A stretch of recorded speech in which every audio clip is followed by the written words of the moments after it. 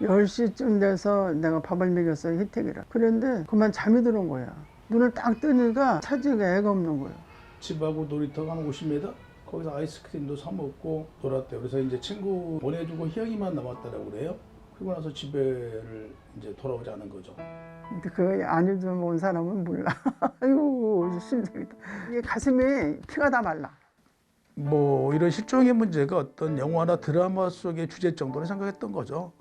근데 저에게 막상 닥치고 나니까 할 수 있는 게 없었어요.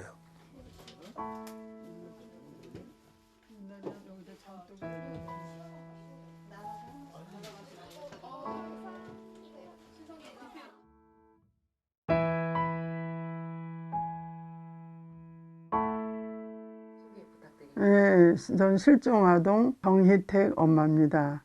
박금자예요. 예. 실종아동 서희영 아버지 서기원입니다. 현재 실종아동을 찾는 일, 또 예방과 홍보하는 일을 하고 있습니다. 월 화요일 날은 가서 이제 침도 맞고 쑥뜸도 하고 뭐 이제 뭐 온천도 가고. 그 희택이 잊어버리고부터는 심장이 많이 약해졌고 젊었을 땐 잘 모르겠더니 그 모든 것이 기능이 약해졌어요. 아니, 항상 일상생활이 그래요. 이제 시간만 있으면 가서 내가 이제 침 맞으러 가고 쑥뜸 뜨니까 좋더라고. 가장 먼저 하는 일이 SNS를 확인을 하죠. 그래서 어제 실종 아동에 관한 무슨 일이 있었는지 확인하고 우리 이제 형의 기도도 들어가겠죠. 빠른 시일에 만날 수 있기를 바라는 그런 기도로 하루를 시작합니다. 수려산 쪽에는 철쭉꽃이 이제 그 만발해가지고 내일까지가 축제를 열더라고요. 근데 이제 우리는 항상 운동하러 그자로 쭉 가고 거기 이제 그 약수물이 나오기 때문에 부르막 끌고서는 이제 운동 삼아 가요. 걸고 나면은 몸이 좀 가변하더라고. 어느 시간이라고 특정하기보다는 24시간 거의 또 생각을 하고 있다. 아, 우리 희택이는 밥을 먹으면은 한 번 먹으면은 기도를 하는데 또 밥이 뭐 이제 지가 부족하면은 엄마 또 줘 이런다고요? 또 달라면 또 주면은 밥그릇에다 또 기도를 또 해요. 그것이 굉장히 생각이 나는 거예요. 우리는 한 번에 기도하면 뭐 두 번 먹든 세 번 먹든 기도를 안 하잖아요. 걔는 꼭 기도를 하더라고. 다른 애하고는 틀리더라고, 희택이가. 이제 그 생각이 좀 이제 나지.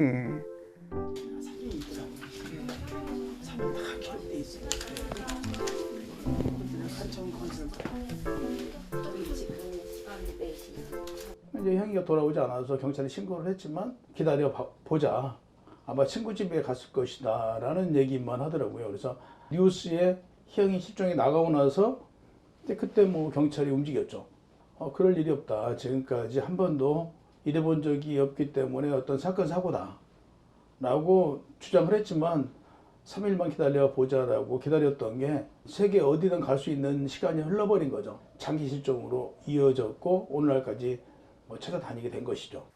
그 당시는 희택이 아버지가 많이 활동을 했어요. 찾으러 이제 봉고차를 가지고 사방을 도는 거야. 우리 한국의 전체를. 그때는 고아원밖에 없으니까 할아버지, 아버지들이 한 6, 7명이 그렇게 전국을 다니면서 그 애들을 찾으러 다녔어요. 이제 전단지를 뿌리다 보니까 돈을 갖다 놓으라는 거예요. 돈을 갖다 놓으라고. 시태기를 갖다가 줄 테니까 데려갈 돈을 갖다 놓으라고. 참 기가 막힌 일이지. 우선적으로 뭐 아이를 실종당한 우리 모든 부모들은 정상적이면 그 자체가 비정상인 거예요. 너무 힘들어. 얼마나 힘든지 몰라. 내가 폐병까지 왔다니까. 너무 노심하다 보니까 이 몸에 병이 오더라고요. 그 내 아이를 데려간 사람이 누굴까라는 생각을 하게 되면 하나는 어떤 범죄 연관, 하나는 나하고 잘 알고 있는 지인들이 아이를 데려갈 수 있다라는 생각을 할 수 있거든요. 그렇기 때문에 누구에게도 악하게 할 수가 없어요. 그래서 의심할 수밖에 없고 어느 누구도 의지할 수 있는 상황이 아니에요. 전 개인적으로 보면 그 가족들 모임에 약 한 10년 정도는 모임에 참석을 안 했어요. 어떤 기쁜 일을 가지고 웃다가도 내가 있으면 다 분위기가 싸늘해지죠. 그 친구들 모임에도 거의 이제 안 나가게 되죠. 뭐 친구들 간에 모이면 막 재밌는 얘기도 하고 뭐 별의별 얘기를 다 하잖아요. 근데 내가 그 자리에 가는 순간 친구들은 얘기를 못해요. 다 분위기가 싸늘해지게 이렇게 변하죠. 뭐 이런 등등 일로 인해서 사회생활이 될 수가 없는 거죠. 접근하기가 너무 어려운, 무거운 이런 주제이기 때문에 관심을 갖고 싶어도 관심을 갖고 싶지 않아 하는 것 같아요.